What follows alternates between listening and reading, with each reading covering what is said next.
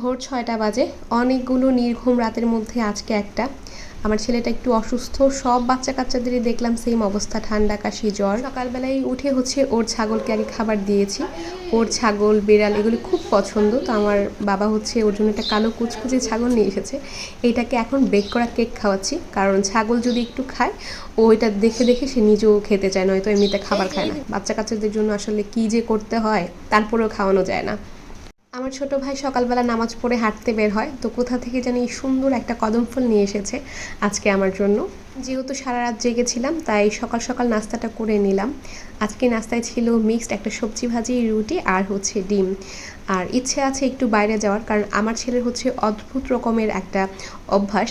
ওর যতই শরীর খারাপ থাকুক, ওকে নিয়ে যদি বেড়াতে যায় তাহলে ও একটু সুস্থ হয়ে যায়। আর এই অদ্ভুত নিয়মটা অবশ্য আমার কাছ থেকেই পেয়েছে। আমি এখানে হাফ কাপ চা নিয়েছি, কারণ ইচ্ছা আছে বাইরে গিয়ে চা খাবো।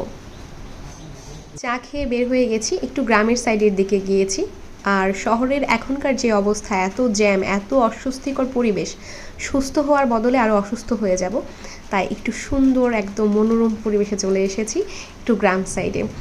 বেশ অনেকক্ষণ গাড়ি দিয়ে ঘুরলাম। ওরা আবার কি গাড়িতে ঘুরবে কিন্তু রাস্তায় নেমে দাঁড়াবে না, তো ওই জন্য বেশ কিছুক্ষণ ঘুরে তারপর অষ্টগ্রাম যে হাই স্কুলটা আছে এর পাশে দেখলাম একটা ফুচকার দোকান, তো এখানে নামলাম ফুচকা খাবো। বেশ অনেক দিন ফুচকা খাই না, সবাইকে নিয়ে ফুচকা খেয়ে সকালবেলা সুন্দর একটা ঘুরে বেড়ালাম।